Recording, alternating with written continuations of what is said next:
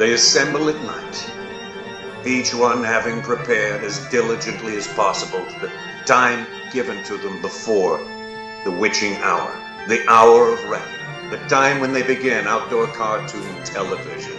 Stray Casts is on the air.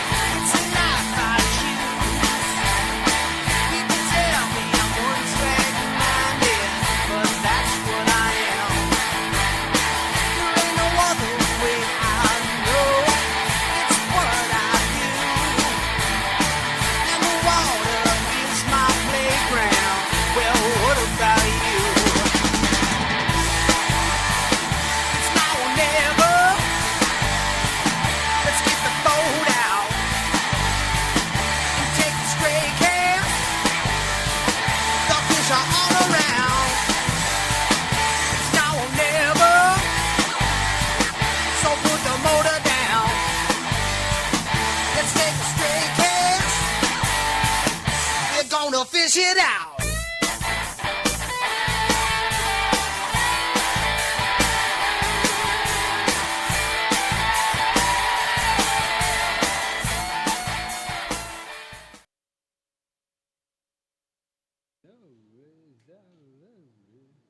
Can I get a witness? Can I get a witness from you? Yes. Can I get a hallelujah? Can I get an amen? Can I get a how? How? Give me a how.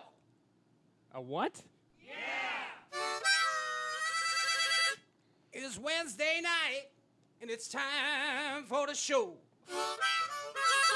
I got something here I want you all to know. First up, coming on, is Wesley Strader, followed by the outdoor shooter, James Overstreet. That doesn't even rhyme with Wesley Strader, but you know what? It's an amazing Wednesday night. I am stoked to be here once again. My name is Pat Remwick, and I'm your host, and it's all happening. It all happened so fastly and quickly. Fastly? And rapido, as they say overseas. Repetido. Mas rapido, yeah. Wesley Strader coming on the show again first at 7:10.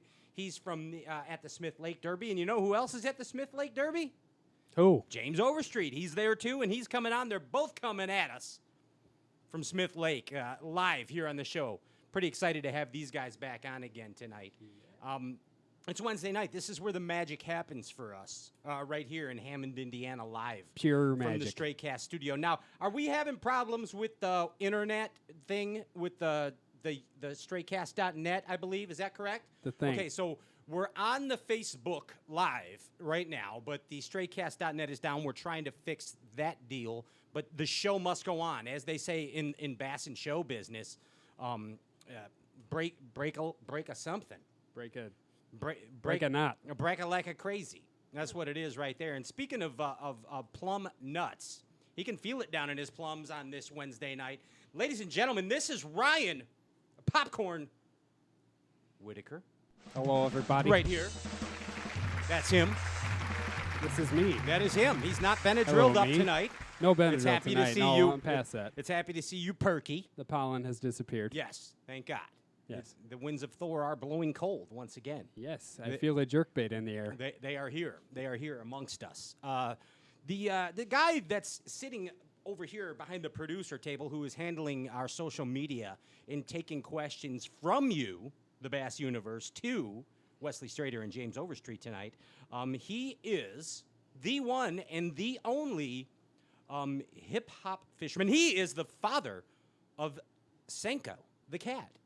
This is J.P. Hey, What's up, guys? He's the father of hip-hop fishing. Yeah. That's right. Or the godfather. Nobody knows if it's me doing this or JP. Who did that, me or JP? We don't even know. We don't. There is a camera. There's the baby gators. That's JP. That was Senko, actually. Was that millipede? No, that was Senko. Senko sounds like that. Hey, Okay. JP, what does Senko eat? Fancy Feast. Fancy Feast. Yeah. He or- also eats steelhead trout caught out of Lake Michigan. Yeah, when sometimes. I get this. Every once in a while. When I He's, get you know, those the other dumb- guy back here, he's our very fish. own life-size Muppet. Yeah, I don't know what that even means, but he is the producer of this show. He keeps everything together, including me, honestly. He is the one, the only Ginger Ninja. Andrew Ellenberger's back there. Yeah, he is. He is. I got a blues song about. Nah, let's do that later.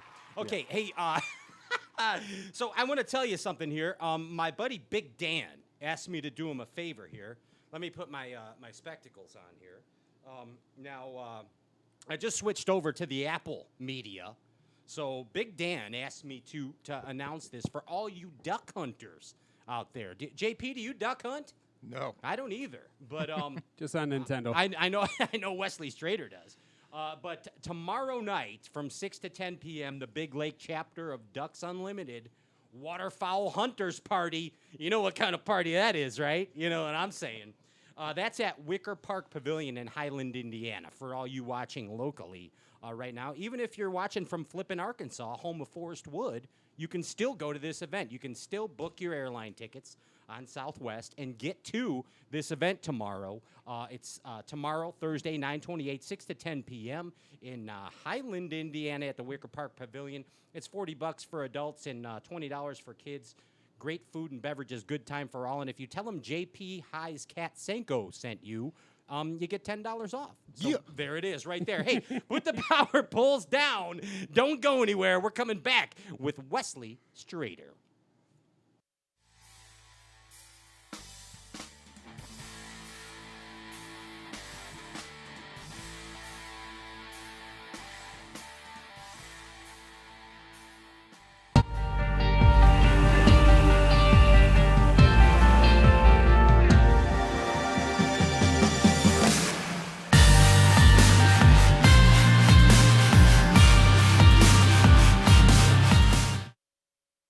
Step up your game. It has been said that professionals are only as good as the tools they work with, and Alpha Angler has developed the ultimate set of tools for you, the competitive angler.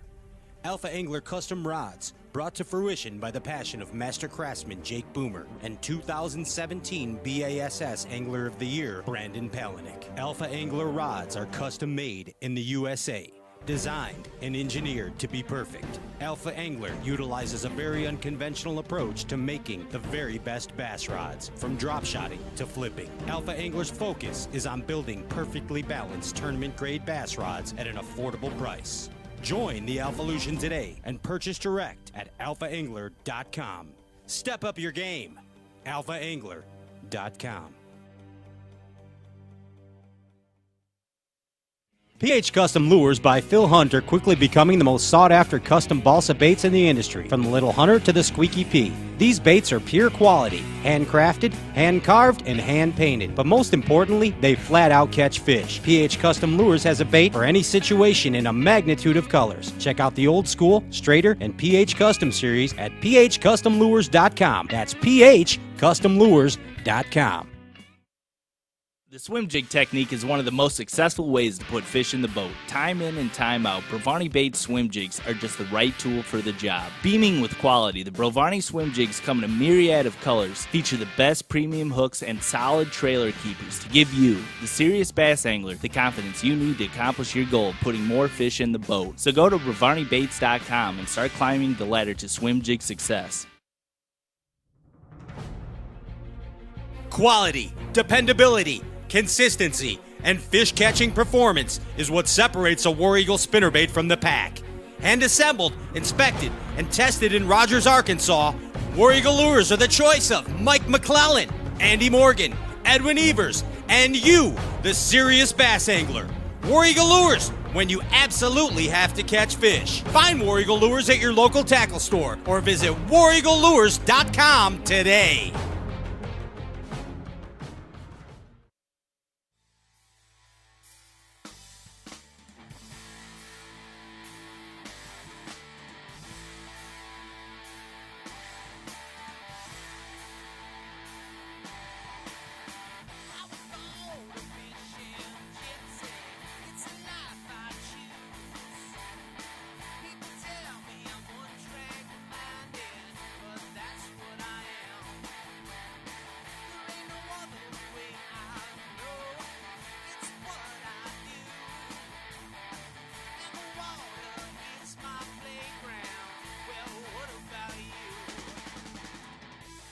Oh my, oh my, oh my. Welcome back to the show that we call Stray Cats Outdoor Cartoon Television. I'm your host, Pat Renwick, and I'm pretty excited. I've been after this guy to come back on the show for a while, and he decided to go chasing stuff in Idaho or something and kind of blew us off for a couple weeks in a row. But, yeah, they do that to us here. But now it is time for you to experience the magic that we call Wesley Strader right here. Yes.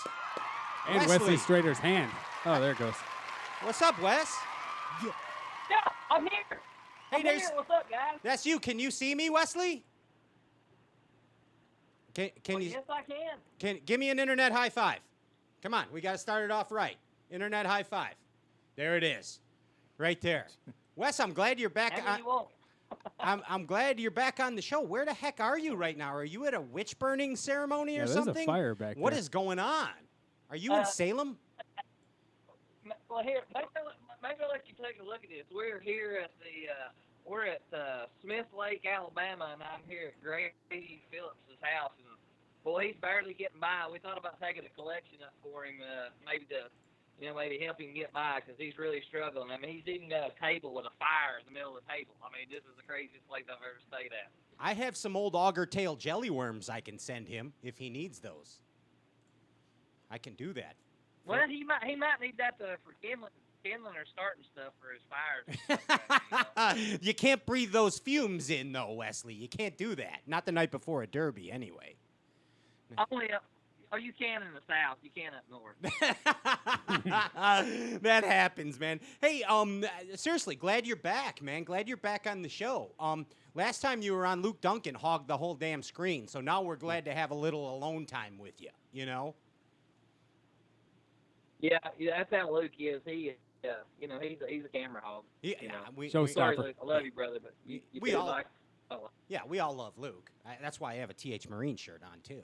You notice that little shameless sponsor plug right there. Hey, I'm gonna go back a minute here. I'm gonna go back. I am gonna take this back to 2002. All right. This is the first time that Wesley Strader was actually came into my radar. Not that that means anything, but 2002, Wesley. Okay, Wichita. Yeah, it was your win, dude. I'm like, yeah, this dude's pretty cool. Yeah, this dude's pretty cool, dude. I mean, was that your turning point too? In your career? I mean, you've been at this, 16, 17, 18 years or something, right? Maybe 19, but who's counting? That was the turning point. That was the tournament that finally let me be able to just focus on fishing and kind of, put aside the other things I was doing, like, beating nails and doing whatever I had to do to try to make it fish, and that was the tournament that really set me on my journey. You know what I mean? Yeah, I mean, and I think that's when you came. Let's call it corporate radar. I think that's when you came onto the corporate radar of bass fishing. Can we use that term? Yeah. Yeah, that's a good one. That's full circle. Corporate radar. Yeah, whatever. Yeah, that was kind of the deal, man. And then that was the tournament. And from there, it's been nonstop, dude. I mean, you've been at this. Okay, you said 19 years. How many you've made it to the Forest Wood Cup? Like 16 times or something, man, or maybe more. I'm going off of my. I think 18. See, I'm undercutting you constantly here. I don't know what's going on, but 18 times to the Forest Wood Cup. That's not too shabby, dude. Not too shabby. Well, I don't know. I've been really blessed, man. Like I said before, the good Lord's blessed me way beyond my expectations, and that's the one thing I ask. I just ask, I just like to make a living doing what I love to do, and fishing is what I love to do, especially bass fishing, and that's what he's done. I knocked on the door, and the door was open, and here I am. And now I'm on the Stray Cats show. I mean, what? How'd this happen? Big time now. How did this happen? Yeah, it's the miracles keep coming for us. There's no doubt about it. like I'm the pedophilia now. You're what? The pedophilia. You know, I have arrived. Yeah, that is true. Yes. He's speaking Spanish to us. That is awesome. That is awesome. Hey, bass fishing's all about scenarios, right? I mean, they talk about decision making and scenarios in tournament fishing. Okay, now I want you to think back in these 19 years, 19 years, like we always hear about. We see that commercial that Randy Howell did, and he's like, yeah, it was that decision making moment where he decided to turn the boat around and he won the Bassmaster Classic. We're all familiar with that scenario.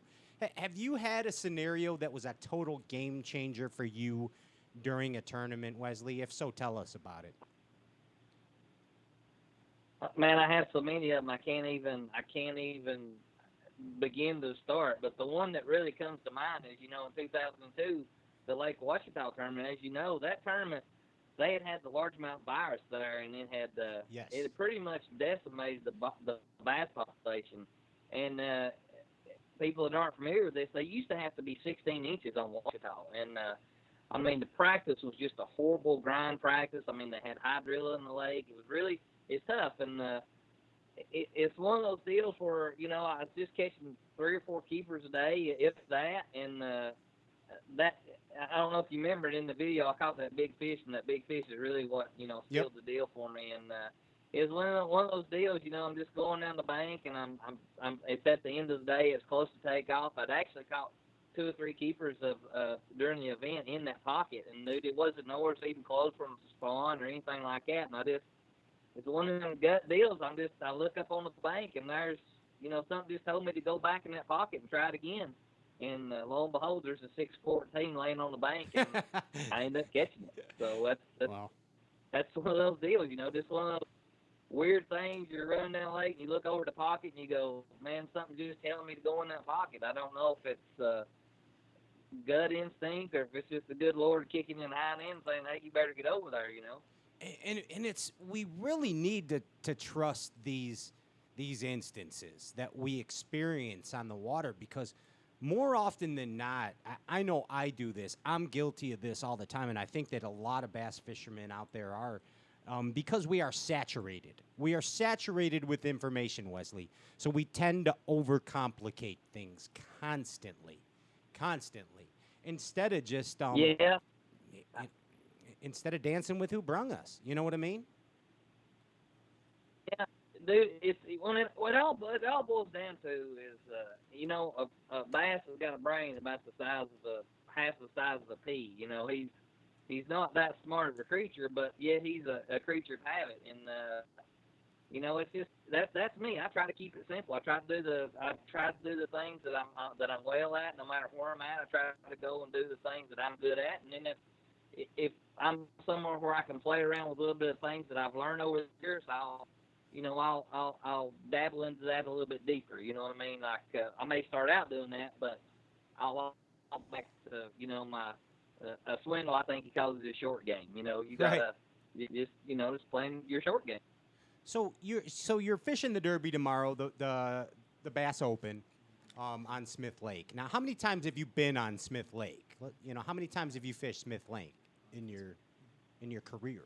Oh man, I've seen Smith Lake as good times as bad times. I think I've been coming here since 1993 or 94, back in the Jerry Ryan Hungry Fisherman days. So I've been coming here a long time. Nice. I like the Jerry Ryan reference. I haven't heard that in ages. That's outstanding. That is great. You're talking 23, 24 years that you've been coming to this lake. When you get on a lake like Smith Lake, and something that you've been on numerous times, how do you keep from not fishing history and fishing that short-term deal? How do you keep from not fishing history? Well, one of the things that's the reason you have to here now is because the introduction of the blueback herring. This lake's a totally different lake from when I fished it 20-something years, when I first started fishing it 20-something years ago. It's changed the dynamics of the lake, but it's still it's changed the spotted bass more so than it has the largemouth. So Gotcha. it's fishing really tough right now. So you just got to keep an open mind and just cover a lot of water here. That's the main thing for me. Sure, sure, and that's what you're doing. You've been out practicing, and you're just working it over. Yeah, just trying to, the question was, how do you keep from going back fishing memory? Well, like what I was saying was those herring have come into the lake and it's changed it. So you can't fish off memory here. Plus the water, the elevation of the water changes. Like here in the spring and it's full. Like right now it's probably, I would say, 6 feet down to 10 feet down. So wow. It's a change. It's a changing lake. Every time you come here, it's different. It's kind of like I wouldn't say it's in the category of Okeechobee, but it changes every time you're here. The rocks are still the same, but the water level and the conditions are usually different. Gotcha. Speaking of change, do you consider yourself a bass fishing chameleon? Are you well at it? Are you well versed at adapting? I can do just about everything that there is, as far as bass fishing goes. I can do just about anything, but there's certain things that I am better at than others, and I would say I'm pretty well rounded. I can do just about anything, but I specialize in a couple of things. Wesley, we're talking about practice a little bit here, kind of. I gotta ask you, like, there's a lot of conflicting reports about practice. And how many do you catch off a spot? How do you determine whether or not that's a really good spot or if it's just a fluke bite? I mean, how many will you catch off a spot, or if any, before you determine whether or not that's going to be an A or a B spot for you? Well, this is my rule of thumb. If you catch one fish doing it, it's a fluke. If you catch more than one fish doing it, then it's a pattern. So. That's a difficult thing to judge, but anytime I can, like I said, if I can get bit up shallow doing something, I can get 2 or 3 bites on it. I'm usually not a spot fisherman. Like, I'm not really worried about a spot. I'm trying to figure out a pattern or something I can run with. That's usually what I try to do. I don't try to just bank on one spot. Well, and you can't do that anymore. I mean, there's going to be somebody on it if you only got one spot, right? Yeah, the days of, I'm going to get to that spot, those are over with. They're done. Right. It ain't happening. And stages of tournament fishing, okay? So you just, you packed up over the weekend, and you came to Smith Mountain, to Smith Lake here.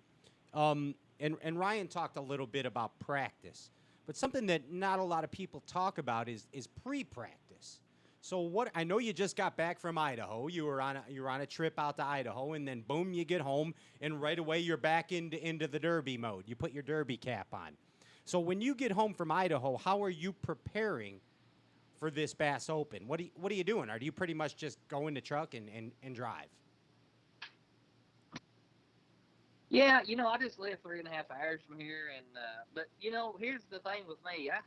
I pretty much keep everything that I fish with throughout the course of the year on my boat. It's probably why my boat runs about 4 miles an hour slower than everybody else's. But I'm that guy that if I'm in a certain situation, I want to make sure that I have that one worm or that one color jig that's really doing well or something. So I carry a plethora of a lot of baits in my boat. So I'm kind of prepared no matter where I go. Like, we can leave Smith Lake and we can go to some old nasty dirty water, and I'd still be good right now. You're ready to go. Ready to go. I like that. I mean, I do the same thing. You never know. Yeah, that's why I told you I have some 1978 man's auger tail jelly worms that are still in my boat, ready to go. Yeah. You never know when man's going to raise up out of the grave and say, hand them my worms back. Exactly. Start throwing little Georges at me. Same thing with the dancing eel. I just never know when that dancing eel pattern is going to evolve again, and I'm going to need to throw that dancing eel. It's going to happen. Helicopter lures, the whole deal. Man, if I just had a dancing eel here, I think I could win this. If I had a dancing eel, I think I could win this tournament. I think you'd knock it out of the park. You'd totally knock it out. There's no doubt about it. Hey, you're talking about keeping a lot of stuff in your boat. Yeah, I for actually, sure. I saw a video, a cool video of a tour of your boat, and I mean, you're one of the most prepared guys I've seen with all the stuff you're carrying. What are a couple things that are non-fishing related Band-Aids. that you gotta have in the boat? He has What are the Band-Aids. must-haves? Like 2 or 3 must-haves that are non-tackle Oh, related. well, must have is definitely some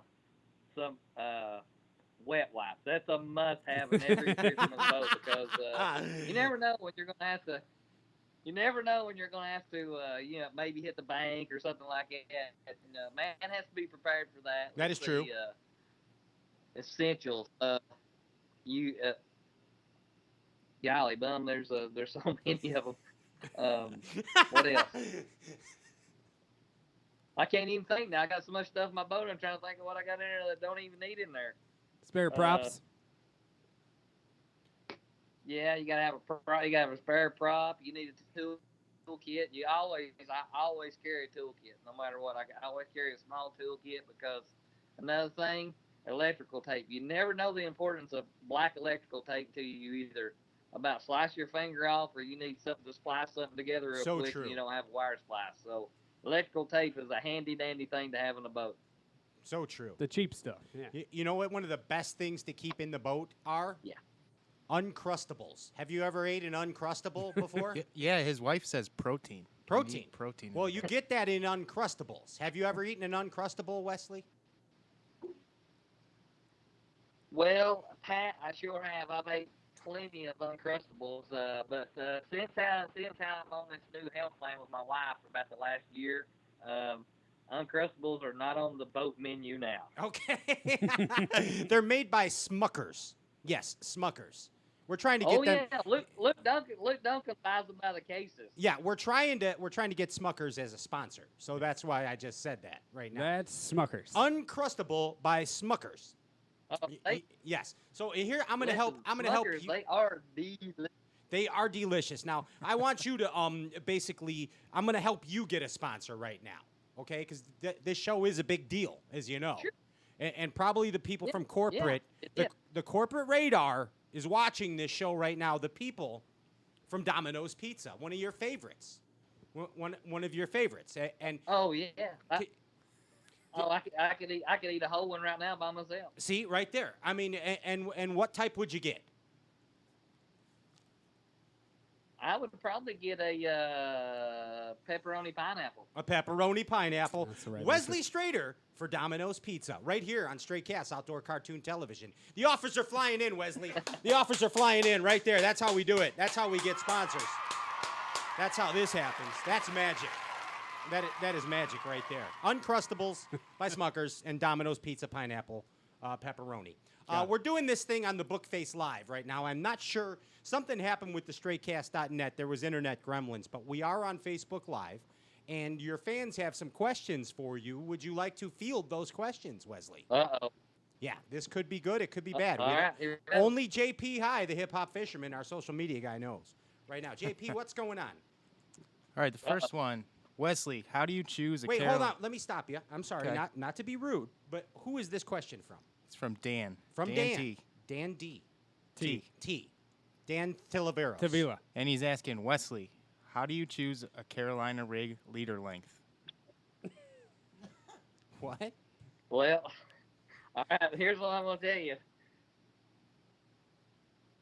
I don't. Let's put it that way. I just don't throw a Carolina rig. That's one of those things that, to me, Let me see.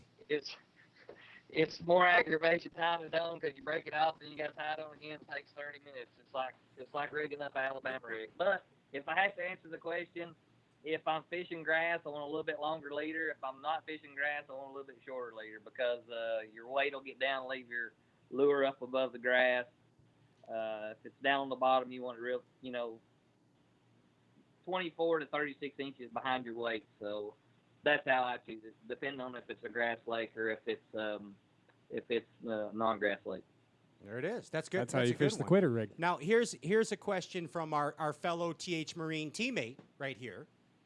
This is from Seth Fighter, and he says, doesn't Wesley know that pineapple is not a pizza topping, it's a fruit?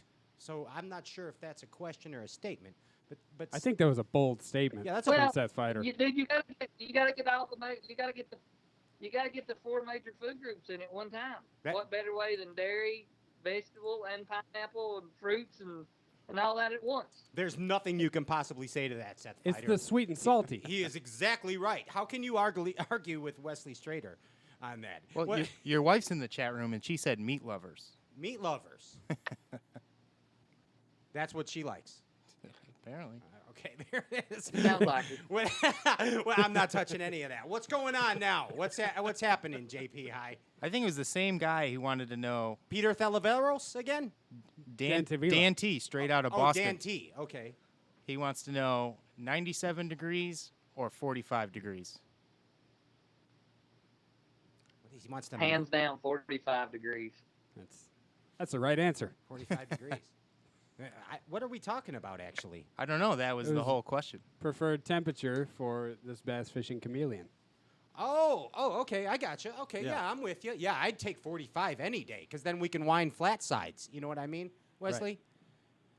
That's the whole deal. Wind in the flat sides. We can throw flat sides, we can throw jerkbaits. It's a good deal. Yeah. We got all kinds of pizza questions. That's all. it's coming. See, the pizza questions are rolling in. You don't even know how well I just hooked you up right there. What about Chris Donnelly here? Yeah. What's going Yeah, on? We got another. How do you go number 2 on the boat? How do you go? What kind of These question are is the that? questions. That's ridiculous. Well, let's move on from that one. I think we know how he does that. I'm really afraid. With wet wipes. Well, I'm really afraid to touch this one because there might be a lot of people mad if I say what I really wanted to say. But let's just say power poles are really great. Absolutely, they are. Hey, let's go back to this new. You probably know this, or maybe you don't know it, but FLW just changed the rule a little bit. They're going to on the final day. They're taking the 30 instead of 20, huh? Is that what the deal is going on, Wesley? Yeah. What do you think about that? Yeah, I just heard that tonight. I would like it if they went to 50. Okay. A 50 cut instead of a 30 cut because it gives more guys the opportunity on the third day to make some ground up. That's a game changer in the point system. Sure. You take a guy like let's take Brian Thrift for example. He had a commanding lead at the end of the year. He won by it's quite a few points. But you take a guy that say, he finishes 45th for the tournament. Well, or say he finished 30th. Okay, well, there's another opportunity now that if he finishes 30th, he gets another crack at it another day to possibly move up 20, 25. He can move up 30 points. So that's a game changer, dude. I mean, that's Absolutely it is. That's going to make the points a lot tighter at the end, and I think it's a good deal. It'll be, and no disrespect, but it's not going to be the same old bunch of you guys in that final day anymore. It's going to open up the field. I think you'll see a lot of the same guys there, but it'll keep the points more.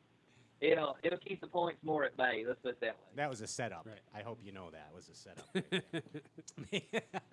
Hey, let's All right, so here's the $36.57 question right now.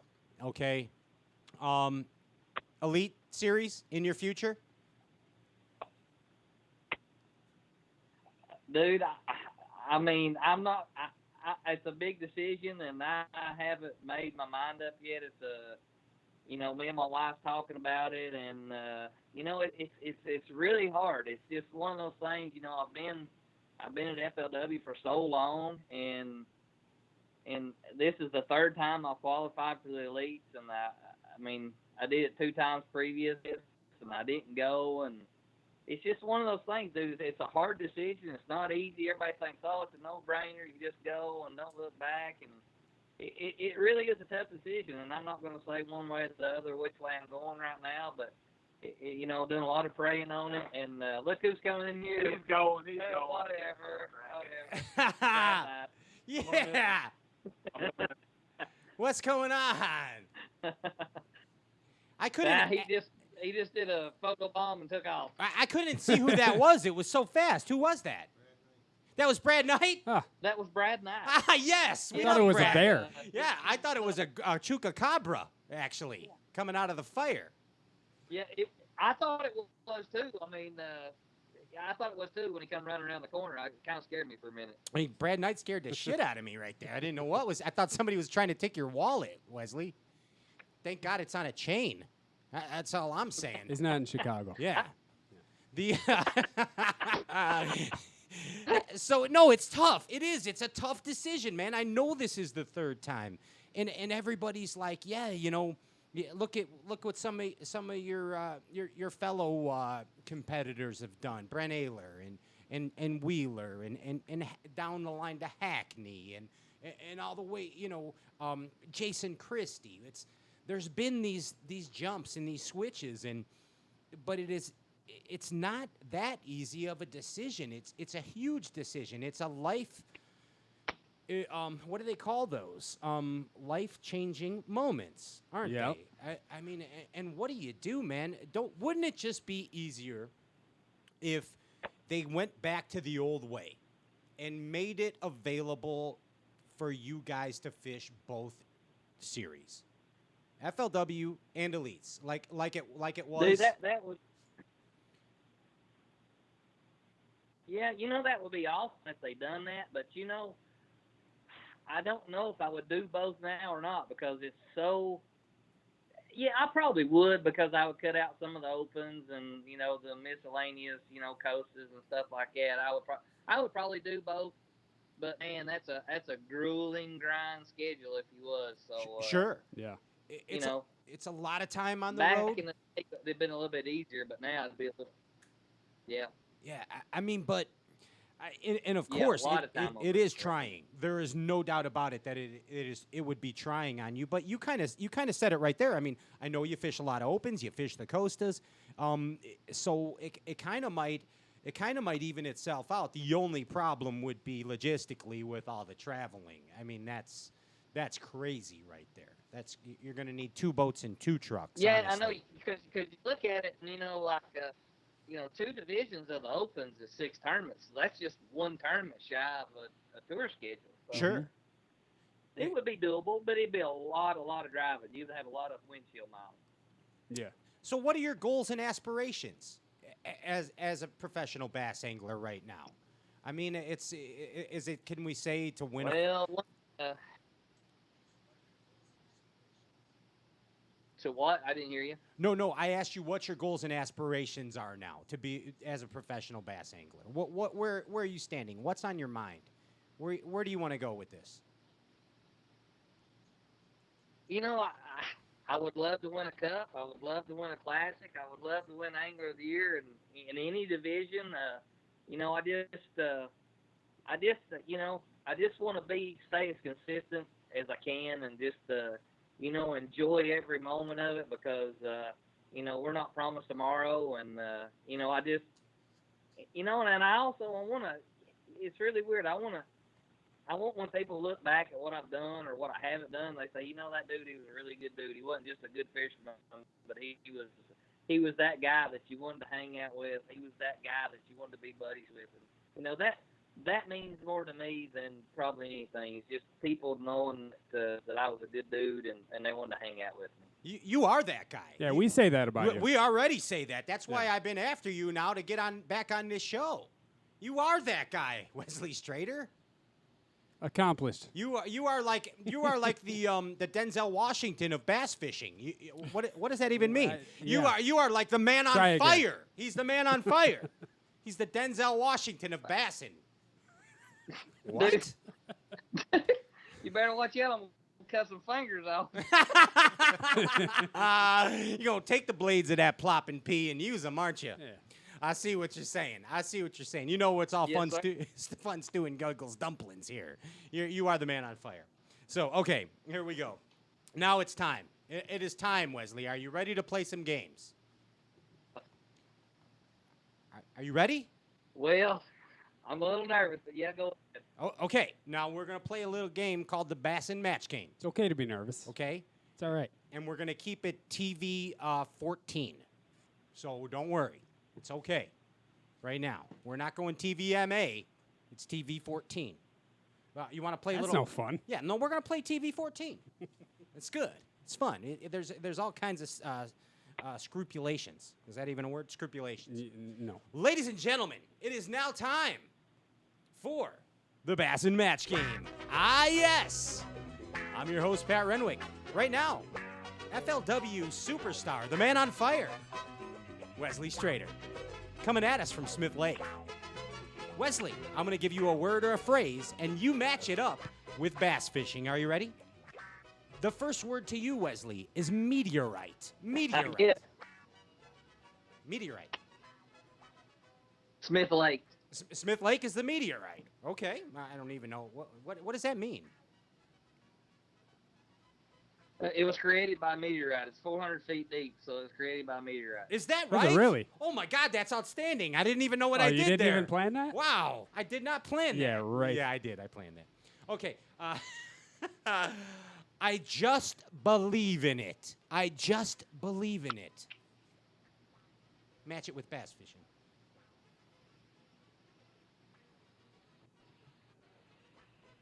My Evan Root outboard. Your Evan Root outboard. Okay, we're going to take There that. you go. We're going to take that.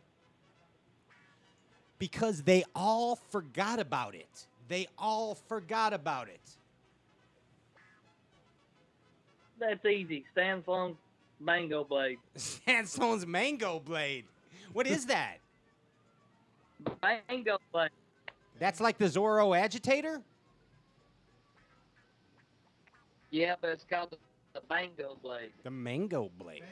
Oh, bango. Bango. Oh, bango, like in bango lure. But B. B. Not like mango, but bango. It's the old bango. Yeah. B. It's convenient. It's convenient.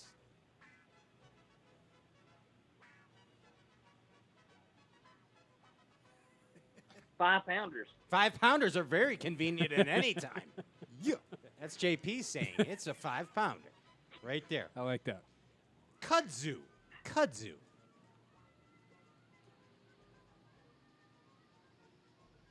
Kudzu.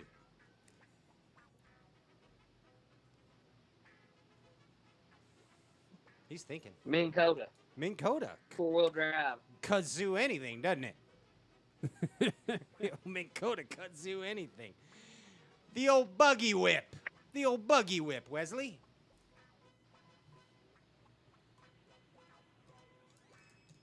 Spinning rod. Spinning rod. Okay. I think, did he win? He won right there. think he won. You won, Wesley. Phenomenal job. Way to go. You knocked it out of the park. I like how Wesley stopped and thought about the answers. He really did put some careful thought into this, and that's why you are the man on fire. Yeah, we'll let you know what you want in 6 months. Yeah. Let's check back in. It's in the mail. It's in the mail right there. Hey, Wait. what's up, Wesley? As long as it ain't a child support check. No, that's not it. That's not it right there. That's what Denzel Washington is paying right now. That's what you do not have in common with him. Right now, you got some big derbies. There's the MLF is coming up, isn't it? When do we get to see the MLF? Yeah. When does that air? Do you know? The new ones. I think the air in January. They start airing in January and it runs through February. So that's selects and the Major League Fishing, the cup guys. I think they air in February. So Gotcha. January and February. God, what are we going to do till January? You love MLF, don't you? I mean, it looks like you are having a ton of fun when we watch you on that thing, man. It is hands down the funnest tournament that I think I've ever fished, because the thing I like about it is you're going to somewhere you've probably never been. You may have been there once before, but I mean, it's the suspense of when you get in that truck that morning and you take off, like, where am I going? What am I going to do? And that all goes back. Them guys hate to see me coming to pack my boat up, because it's like I take my Z521 Ranger and I take everything out of it and I stuff it in one of those little bitty, Z8 boats. So it's a little difficult, but I get it in there, and that's why but I like to be prepared. It's so intense too. It's one of the most intense tournaments I've ever fished. So Yeah, and it's evident though that you are having fun, man. There's no doubt about it, man. There's no doubt about it. You are definitely having a time, and we love MLF.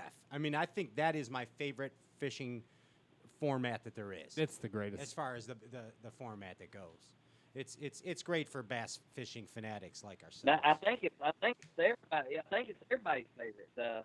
Did you see where it's going to be airing on the Discovery Channel on starting in, I can't remember when it is, but they just announced that it's either I think it's the Discovery Channel. It's going to be carrying it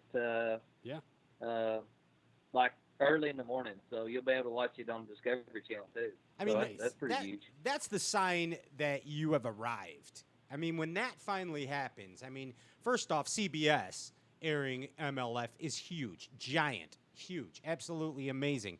And then the fact that now it goes to the Discovery Channel is just opening this sport up immensely, tenfold, man. It's pretty cool to see. I think it's going to be. I think right after then a parade or before it. One of the two. I can't remember. It's gonna be what? You broke up. What was that? It's gonna be what? I said I think it's going to be on. I think it comes on right before Naked and Afraid. Yes. So you could try and get a role in that too. I mean, and you could be on. That's double airtime for you. Hey, no, Kent, but I do have a cameo appearance in Naked and Afraid, so stay tuned. Okay. Excellent, man. Hey, Wesley, we are out of time. I'm getting the signal from the Ginger Ninja that we're out of time. We got James Overstreet coming on next. We're going to tell him to follow you around and take pictures of you tomorrow, okay? Yeah, that would be great if he would. Yeah, I'm going to hook you up. You'd see lots of casting. Let's put it that way. Yeah, he's gonna. Lots of casting. Yeah, he's gonna get he's gonna get that all taken care of, and we're gonna get Wesley Strader trading cards, and then you're gonna have pictures to sign from your Naked and Afraid cameo poster that will be available soon. Yep, that would be so awesome, and it all started right here on Stray Cast. It did. It's same with the Domino's Pizza thing. It's a domino effect. Do you see how we do that? It's the domino effect right there. Wesley Strader. You don't say goodnight. You don't say goodnight to Brad and he's back out here right now. So yeah, I'm back. What's up, Brad? What's up, B? New Mexico. What's going on, man? Gentlemen, good to see you. Good to see you. I think you need some more rigid industry lighting behind you because I cannot see you too well, Brad. There it is. Well, how about that? We better now. That is perfect. That you guys are a phenomenal He pair. had a halo over his head. But we know that was fake. It is a rigid halo right there. That is phenomenal. You guys had a good show tonight. We're having a fun time, Brad. You know us. It's all about fun here on Stray Cast. It's all good. Yeah. That's right. Yeah. That's right. I would have had you sing a song with Wesley, but we're out of time. So next time we'll have you sing a song with Wesley. Okay. What do you got? It's what? We'll do a duet. It'll be like the Swan song, the Farewell, for my guy when he rides off in the sunset of the Elite Series. Leaves me hanging on. Oh, boy. That's the magic of bass fishing talk shows right there. Wesley, thank you so much. Brad Knight, thanks for making your special guest cameo appearance. This is outstanding. This is what it's all about, man. Thank you so much, guys. Take care of yourself. Wesley, safe travels and best of luck to you at Smith Lake, man. Thanks again. That's Wesley Strader. Thanks, man. Thanks for having me on, guys. Anytime, dude. Thank you. Anytime. That's the man on fire. That's Wesley Strader. Strider. Strider? Nobody's Wesley Strider. Nobody's gonna break his Strider at all. It's not gonna happen because we're gonna put the power poles down right now. And when we get back, we got the outdoor shooter. Old shooter. James Overstreet right here on Straycast Outdoor Cartoon and Television. The man squat. Wait, I'm hitting the button twice. Boom, boom. The power poles are down. See you in a minute.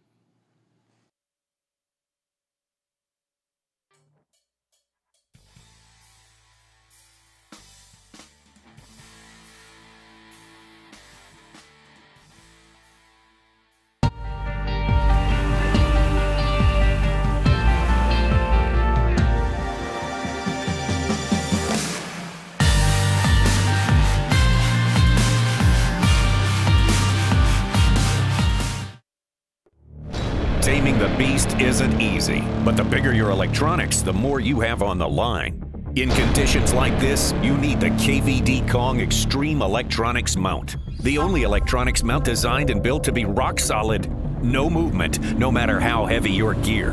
A marine-grade mount for fresh or salt water that's monstrously strong. The KVD Kong Extreme Electronics Mount. I'm John DeMay with M-Jigs. Today, I'd like to share with you a little bit about a couple products that we have in our lineup that we're really excited about. The first product I'd like to talk to you about today is the Joe Football Head Jig. Right out of the package, you'll notice that our football head jig is different than most on the market. What makes our jigs different is the quality of components. Let's start with the hook. These hooks are custom made for us in Japan. 90-degree bend, black nickel hooks, razor sharp, JDM quality.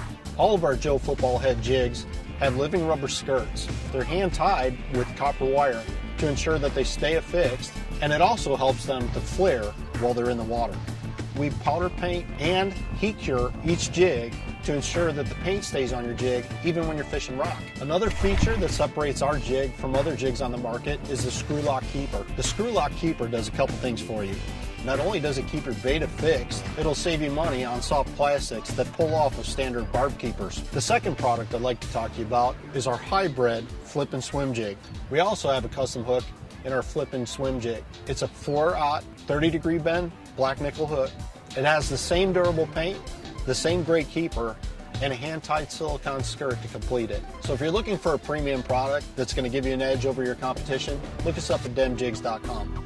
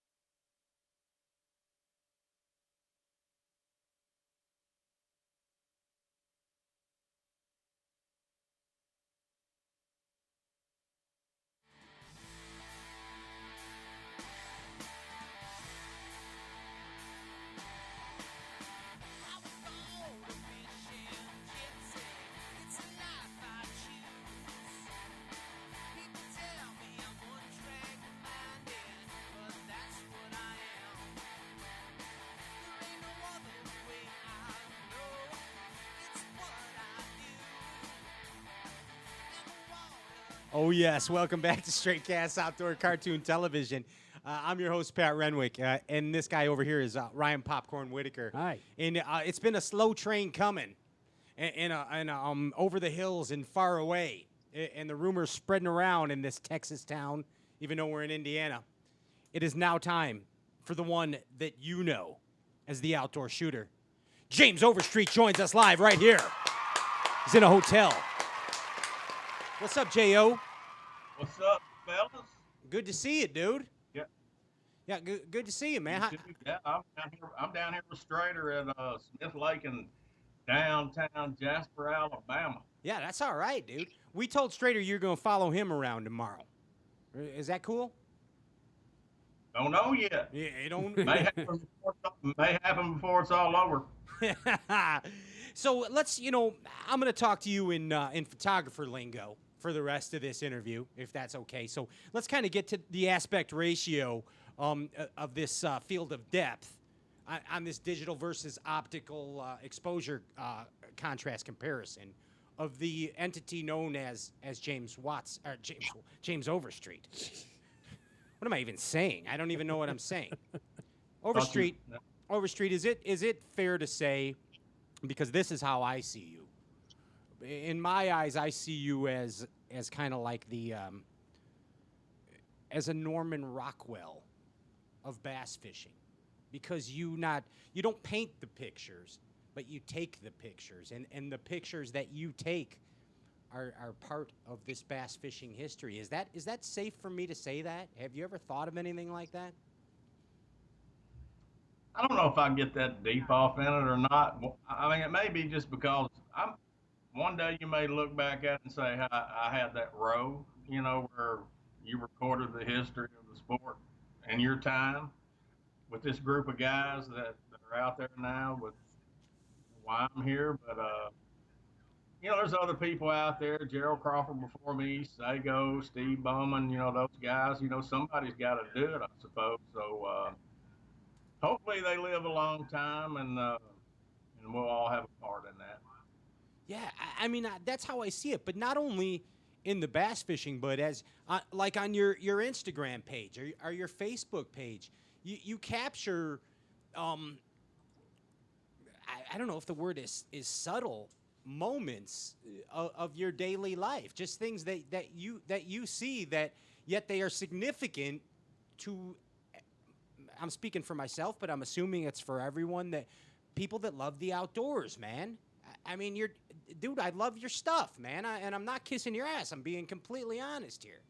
I love what you're doing, man. I think you are very Rockwell-esque in what you do, man. True story. Well, I mean, I think it's maybe us photo guys, and I've always said, like, when I talk to a lot of people that want to take better pictures or whatever that is, that they think they can go buy the same equipment that you have or whatever, but it's kind of like trying to buy Tiger Woods' golf game. You can go buy his clubs. But I mean, I think maybe we see the world maybe a little bit different and pay a little bit more attention. So I think it's all about what you see and how you see it. That's it's kind of the deal about photography when you get right down to it. It's how you frame and see what's in front of you. And maybe hopefully we see things, pay a little bit more attention to detail and the whole picture rather than just, I try to see pieces and parts of everything. So, as Bowman says, there's always a picture in a picture, so to speak. Sure. Now, when you're out there, are you actually looking? Are you looking for something specific to shoot? Is there anything in your head that you're looking to see, or are you just catching your eye? Something's catching your eye, and then you're capturing it.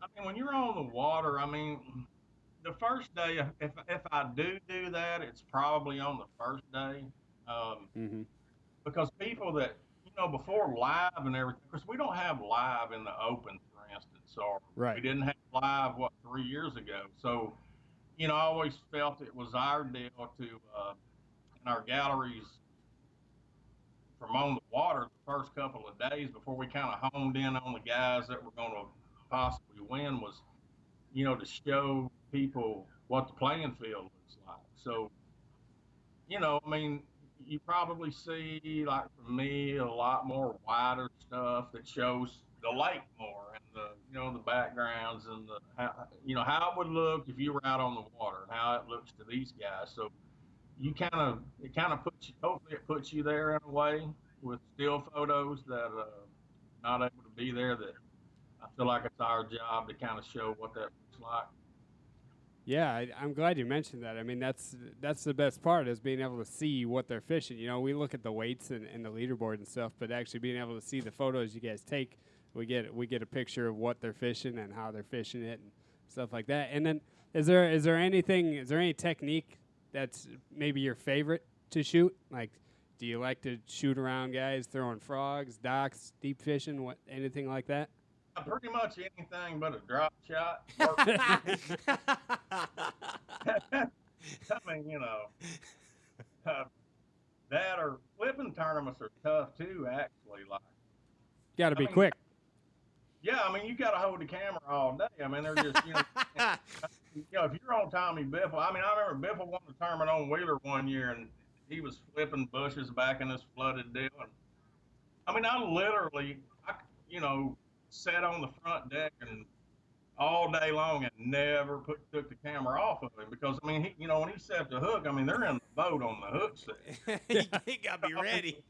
I mean, he's just, he's cracking them, and the little fish, of course, they're flying over the boat, on the backside. But the good fish that he won with, I mean, even those, I mean, 4 pounders. I mean, he sets the hook, and he's short lining them right there beside the boat. I mean, and if you're not just sitting there looking through the viewfinder, it's not going to happen. You ain't getting it. I remember that tournament. That rod never bent. Yeah. In the whole tournament, it was just lifted, pulling fish out of the bushes and setting them in the boat. That's it. That's the pool cue. No fight. That's the pool cue. We talked about that last week with Grigsby. Yeah. I mean, look, I love to do it. That's my favorite way to fish too. But I hate to shoot those tournaments just for that one reason. It's frustrating to try to get a fish catch photo on a guy, using 80-pound braid and an 8-foot pool cue. It's over as soon as it starts, Yeah. Yeah. Back to drop shot tournaments, though. I mean, because it's a spinner rod deal, I mean, you get a lot of fish fighting action in between, but there's a whole lot of a guy sitting there looking down at his graph, too. So right. So I don't know how to put this question here, but it kind of correlates with what we're talking about here. But is there certain competitors that you're like, man, they just don't like to get their pictures taken? Does that happen anymore, or does everybody want the publicity? Man, really, I don't have that from anybody. I mean, I never have, and it's not. I mean, since the beginning. I mean, it might maybe early on when I first started. The first couple of days, they might be a little. Because we didn't have these huge galleries like we do now. We put 20 pictures in there from on the water. That would be it for the entire day. Right. When the series first started. Well, now we're jacking out 300-400 photos every morning from on the water. So I think everybody's kind of gotten used to, man, if you don't want your bait seen, and now hell, we got live. I mean, your bait's going to be seen. It's going to be seen. There's no throwing it behind your back quick anymore. You're not going to give it to Hackney. The only thing I kind of try to guard against sometimes, a guy might ask me, like, let's say there's a nuclear plant behind this guy, don't show the nuclear plant. I mean, because obviously everybody on the lake knows that it's there. So sometimes I'll try to shoot everything real tight that doesn't kind of really expose where a guy's at. If there's something obvious behind him that is a real landmark that somebody else might be able to key on, you might try to avoid that, But other than that, man, it's pretty wide open, and the guys are live and what we do. That deal of trying to be so secretive and sneak around. Now, not to say that there's not some dudes that still don't try it, but it's kind of hard to get away from that now. Sure. I guess you just accept that part of it. And you know who seems like he might be a guy that doesn't want to have his picture taken, or might be hard to photograph. And I love this dude. I've had the honor of hanging out with him before, but Steve Kennedy just seems like he might want to be left alone. Would that be an accurate statement or no? I don't think necessarily so, but I think he tried to hide that swim bait as long as he could. I do know that because Zona and Davey and those guys in the studio on live, I mean, man, even the guys in the boat with him tried for a couple of tournaments to get a good shot of that swim bait. And he kept that thing in pretty good. And it's not the swim bait. I think I should say that everybody knew what the bait was. It's a common Kitech swim bait. Hell, everybody knew what it was. But it's the hook and the weight and everything. He's really spent a lot of time experimenting with that combo because he kept losing fish. He fishes a swim bait a lot. So I think I don't think that we're still totally sure what that hook and the head and all that is yet. So Right. and how he's kind of putting that back together, but he's did a pretty good job of hiding it. But he's pretty cool on. Kennedy's fine on the water. I mean, he's really not that guy. I was curious. It just kind of seemed that way. Wait, Kennedy's a happy.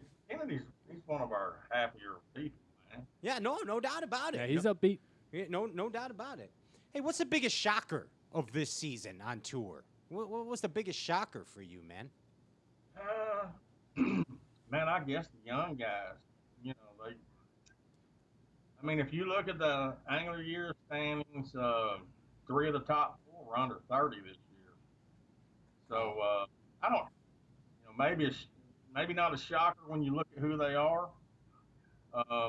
but because those 3 guys that were there out of that top 4 that are under 30, they're going to be here for a long time. Right.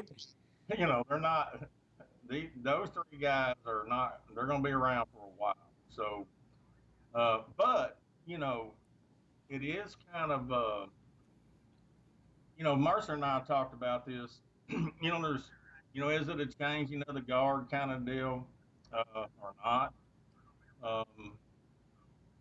You kind of want to say it's probably not, but that eventually always happens in every sport. So Sure, there's always a shift. I guess it's a wait and see kind of deal. Rather, those guys kind of start taking charge, carry our sport forward. I mean, they're going to carry it forward, but it's just that timey deal when. But they still got a whole lot of guns that have a little wear on them that are not just going to let them just, Right. They ain't laying down.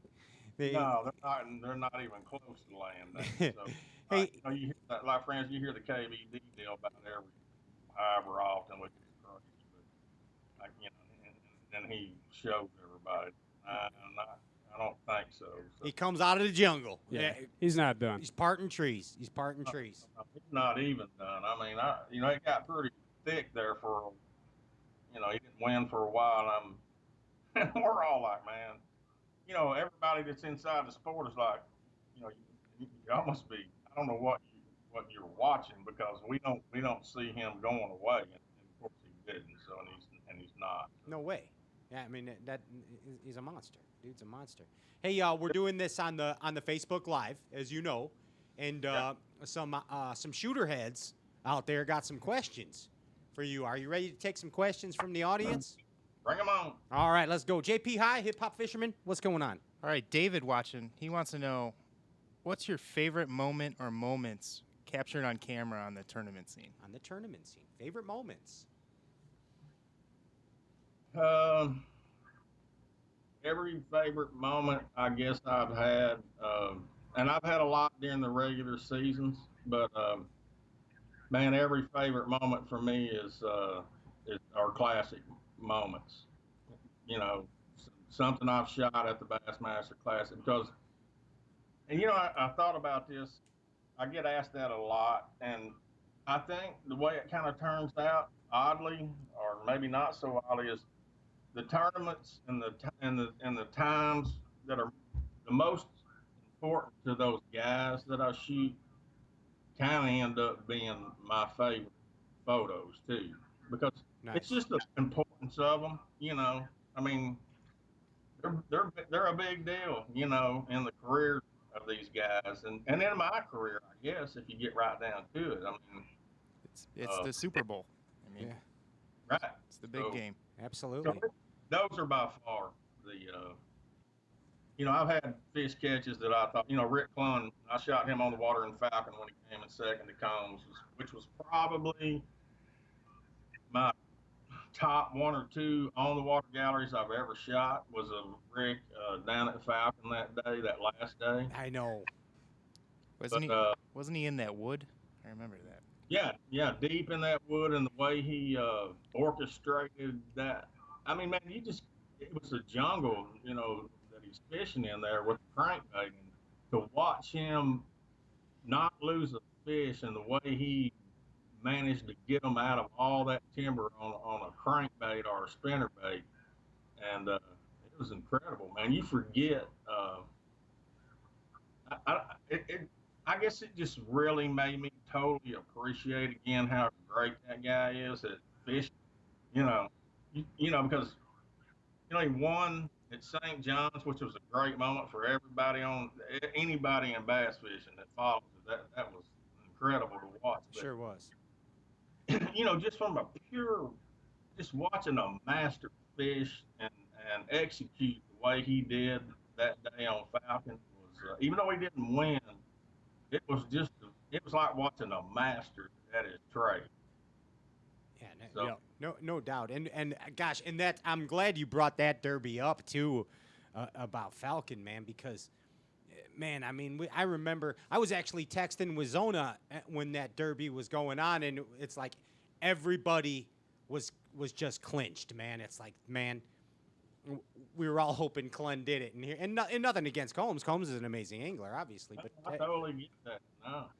yeah, everybody wanted Glenn. What else is going on there, JP? Michael Burke wants to know, you kind of touched on this, who is the hardest guy on tour to cover on the water? Hardest guy. I mean, really, it's probably either guys that it's probably guys that move around like ruthlessly. Like I don't know how many. We probably have a lot of. You probably got a lot of viewers that watched the bracket last week, the classic bracket of the Kegama in Minnesota. I mean, Iaconelli moved 52 times during that. What was that? 3 hours maybe. And the whole thing with me, when you can't just run up in there like they run up in there, sit down, drop a trolling motor, but you can't come up in there back flushing everything or fishing and throwing waves up in there. So you kind of got to get set back up. So that's probably the toughest tournaments for me is guys that run around a lot, move, and the single hardest tournament I ever shot, the single hardest day on the water I ever shot though by far, well 2 days actually, was Jason Christie on Grand Lake during the Classic there. Oh, okay. Because we had so many spectator boats on him.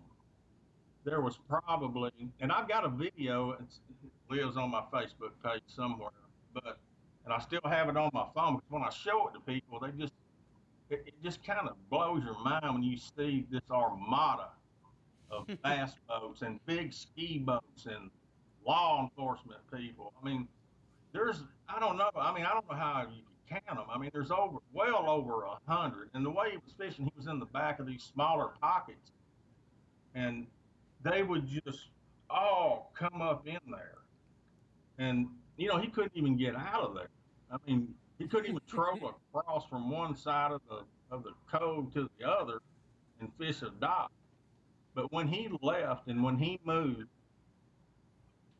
I mean, it's like just a huge, crazy bathtub that the boat was in. There's hundreds of boat weights, and people just driving like crazy. I mean, so that was probably my hardest tournament I ever worked, just because of. I know people want to watch and they want to be out there and that sort of thing, but I mean, when you got to move in those tournaments and you got to be right on that guy, and it's dangerous, man. I mean, I finally got to where I would just let them all go. It's not like he's going to lose. I'm not going to lose him because there's 150 boat wakes or rooster tails out there in front of you. Yeah. But those kind of tournaments are what guys like me don't necessarily. You earn your money that day, James. No, you get pissed off. You can't help it. I mean, some guy. I mean, I don't know how many times I had water just, come over the side of the boat, into the boat. So, I don't know. That's great. What's up, JP? Got any more for him? Yeah, we got a couple.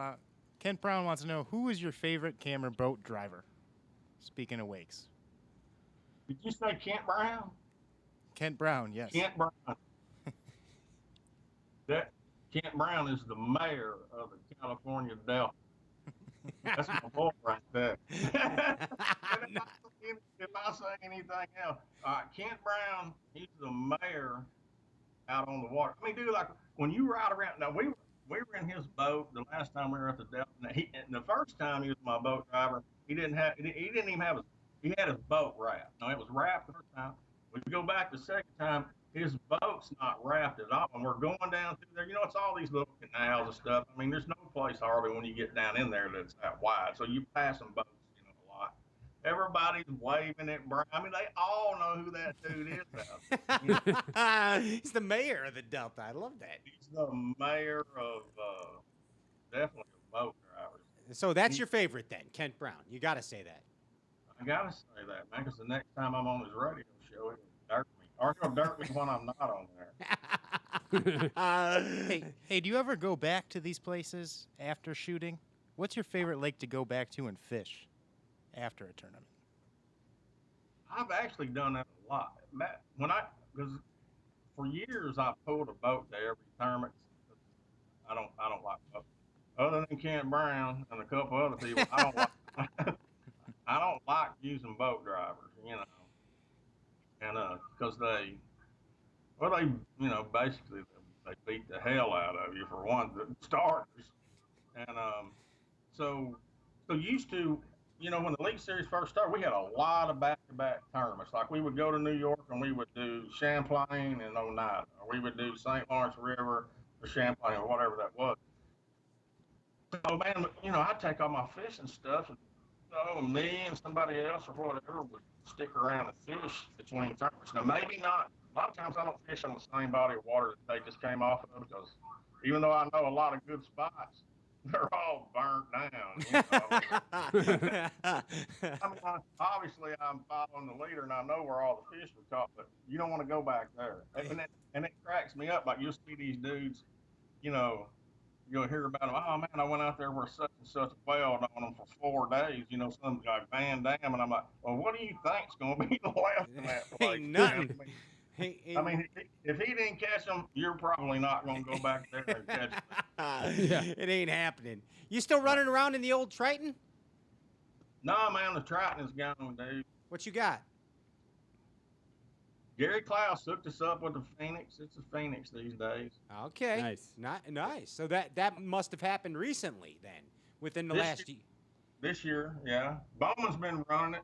I mean, I hadn't been on the water a lot, man. I don't want to get into a whole lot of it. I've been on the water very little, actually. I had a little neck fusion surgery done, and so I've kind of had to back off of that quite a bit. So, but no, the old Phoenix, a couple of kids from Florida drove up to Arkansas and bought the Triton in the middle of the night and snuck out with it. Hey, why does Dave Mercer call you the Man Squatch? Where's that come from? Actually, that originally, well, number one, I don't know why the hell either one of them called me that, but that originally that started with Zona. I think the first show we did together was on Lake Erie, like in Ose. I don't remember Ose, whenever, several years ago. And anyway, they did this graphic where I was like, in Man Watch, whatever that is. So, it's basically like a blend of me and Bigfoot or Sasquatch or whatever. Makes perfect sense to me. Yeah, that's kind of a holdover. That's originally a warped mind Zona thing. Speaking of Sasquatches, have you ever captured a paranormal experience on film?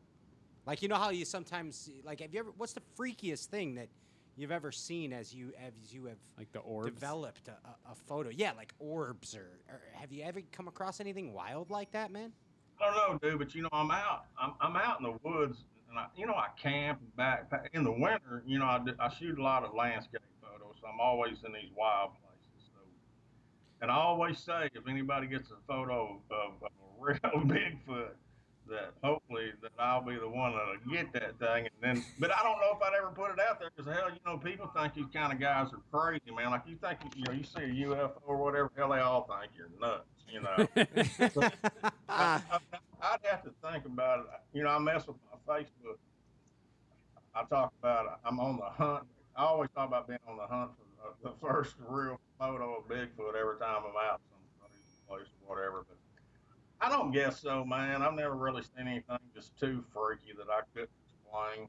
Do you think Greg Hackney's crazy? Yeah. Yeah, I know. Because when he was on, he's actually seen chupacabras. When he was on the show not too long ago, he told us he actually does encounter chupacabras. I don't think he's crazy all the time, though. I think he's really pretty smart. Oh yeah, but I mean, you were saying people that see Bigfoots or UFOs are crazy, and Hackney has seen chupacabras. But now here's the deal. But it really doesn't matter. You can say you've seen whatever, but the deal is, will people? The concern is that will people believe it or not? So, do people believe Hackney saw? Do you believe he saw a chupacabra? Absolutely. Sure. Yeah, Well, Greg Hackney, dude. All right, well then Hackney can get away with it. I'm not so sure I could. I think you could. You're a B.A.S.S and badass too. Yeah. Well, if I get Squatch. Bigfoot, I'll put it out there. If they don't believe it, that's fine. You know what you need to use more? The word hella. You know that Hella? word? Hella. Hella. And you need to use that word more in your endeavors. Hella. Like this is a hella photo. Saw a hella big Bigfoot. Yeah, hella big Bigfoot. Or that was That's too big. It was a That's hella not good. derby. You know? I think that's something that you need to bring into your vocabulary. Is that like abbreviated hella? Yeah, hella. Hella. Hashtag Yeah. Hella Street. You know, from the 90s. Yeah. You've been hella streeted. There's probably a lot of words I probably need to use more or less. Hey, let's play a game show. You want to play?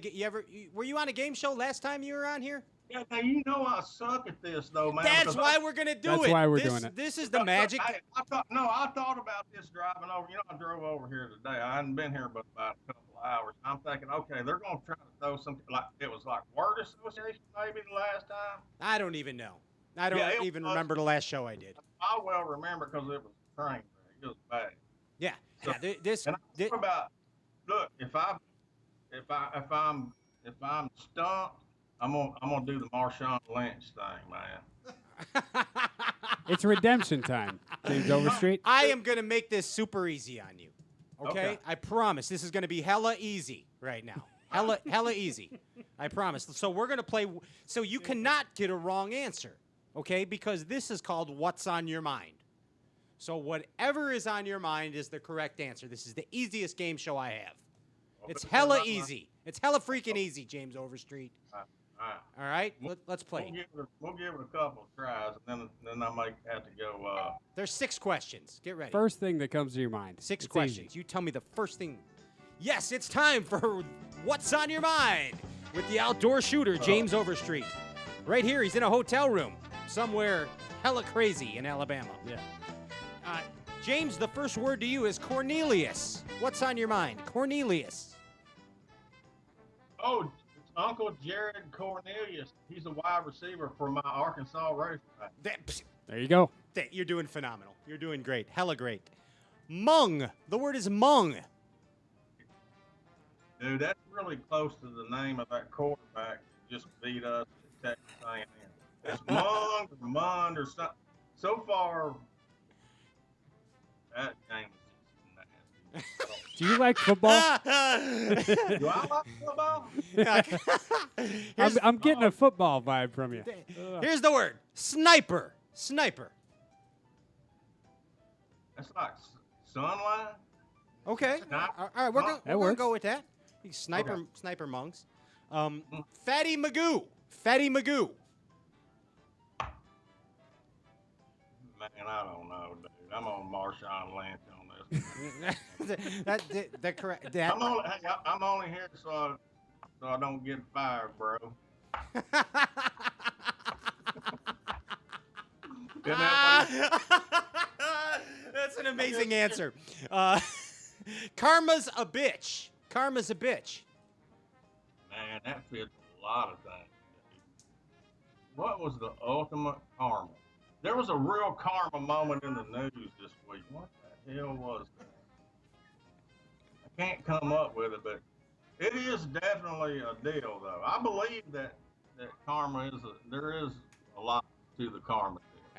Absolutely. Let's just leave it at that because I really believe that there is. Okay. The the walk in the woods. Walk in the woods. That's what I'm about to spend 3 months doing. As soon as I've got 2 opens, I've got this open and one at Grand Lake next week, and then that's what'll be happening with old JF. Going for a walk in the woods. Last one is water gremlin. Water gremlin.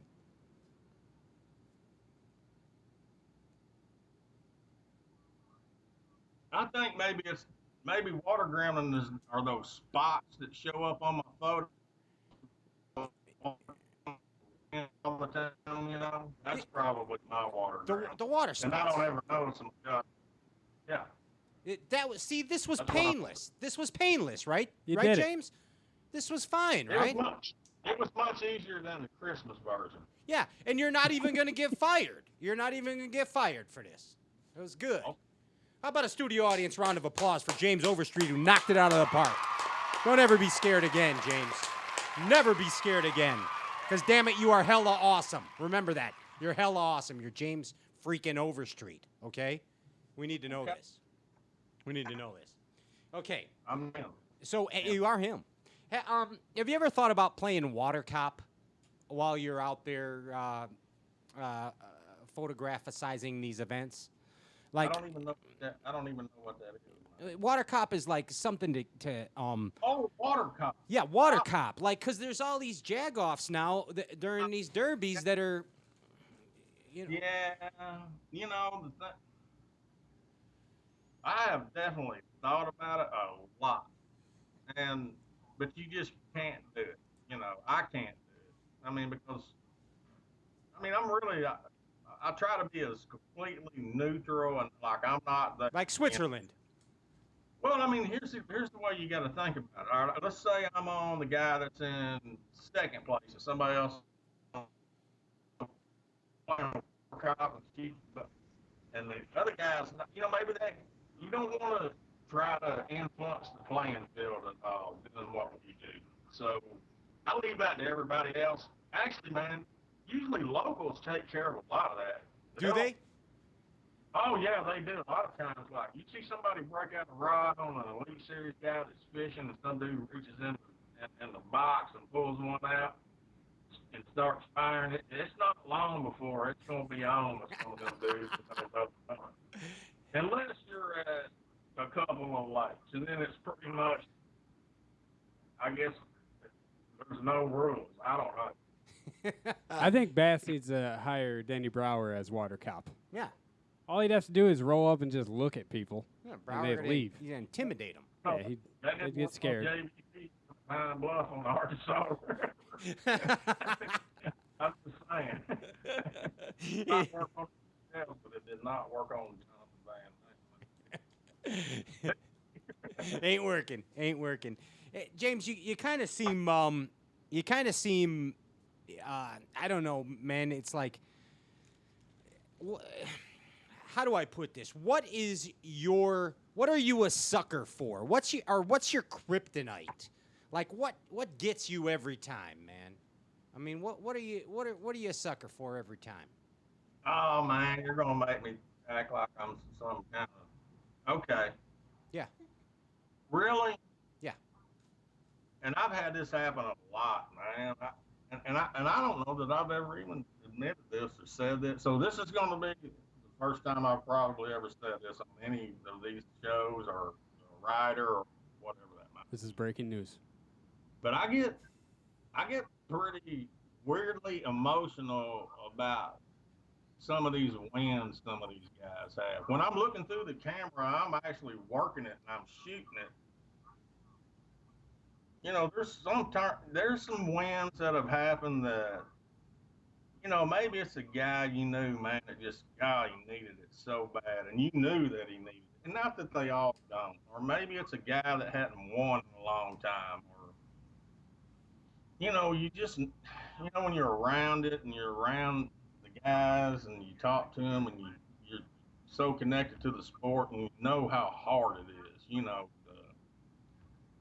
it's so hard to win one of these things, man, that I don't know. It's kind of like when you see them accomplish like it's a lifelong goal for people, Sure. to win, to have that blue trophy. It's such a big deal. I mean, man, I've seen dudes where you don't even know how they're making their truck painted to win, and you think, man, that's everything to that guy. That's everything to his family. It's his career. It's the most important thing that could happen to him at that moment, and you're like, and you know it, and you appreciate it that much, that you were able to not only witness it, but be aware of the whole deal behind it. How important that it was. Right. Absolutely, man. And thank you for sharing that sincerely because, I mean, I felt that way when Brandon just won Angler of the Year, man. I His mean, speech was incredible. unbelievable. It was unbelievable. I mean, that's it. And I start saying kid because he's my son's age, but I mean, he's basically living the dream of a kid, you know, Yeah. and it's kind of finally happened for him. So, Brandon, and there's been so many others. I mean, pretty much every classic winner, the guy that's never won a classic, you see that happen, and it's so huge, man. I mean, it's everything to them. So Yeah. cool to be there. It's cool to be there when Yeah. that happens, and it's cool to be able to take photographs that make those kind of moments just live on. Absolutely, and we just were at the Forest Wood Cup. We were doing live broadcasts from the Forest Wood Cup, and the emotion that that Justin Atkins showed when he won that, man, at that event. It's like when you are actually there. You might feel it on television, and you might feel it as you watch it on the on social media or wherever it might be. But that's the first kind of time I've experienced that live.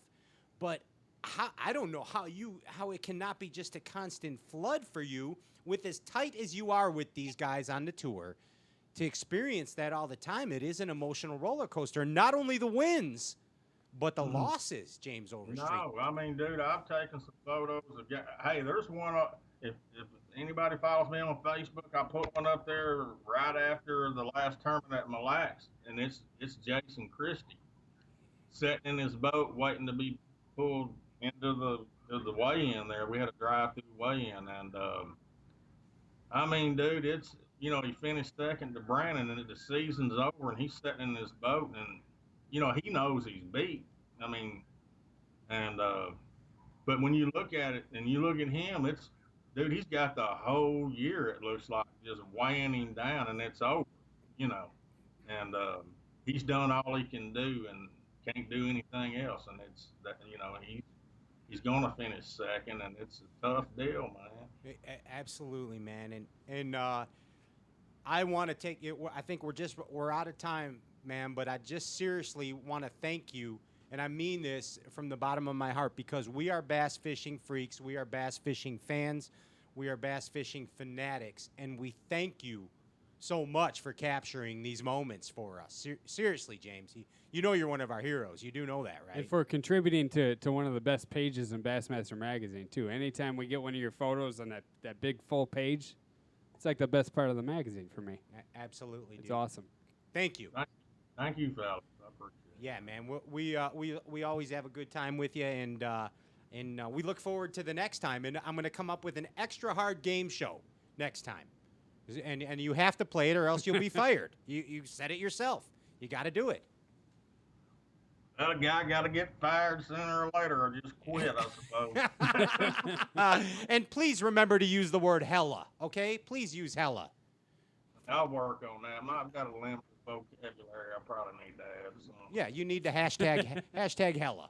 Hashtag hella photos. That's what we need. And I'll think about you every time I say that. Thank you so much, and have fun, and be careful out there filming this derby, man. Your job never ends. This is evident. Looking forward to it. I love it. It's awesome, man. So we'll have a good time. Awesome. That's James Overstreet. Thank you.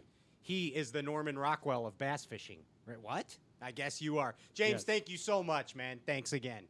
Hey, that's another episode right here, Straight Cast Outdoor Cartoon Television. Time flies when you're talking hella bassin'. Yeah, they ripped on by. It did. It seems like it was just a minute ago. Yeah. That the show started. But hey, thank you again to all you who viewed. I'm sorry that that it did not come up on the straightcast.net, but will we be reloading that to the YouTube there to straightcast.net? Yeah, that'll be available there. Of course, we are on the iTunes.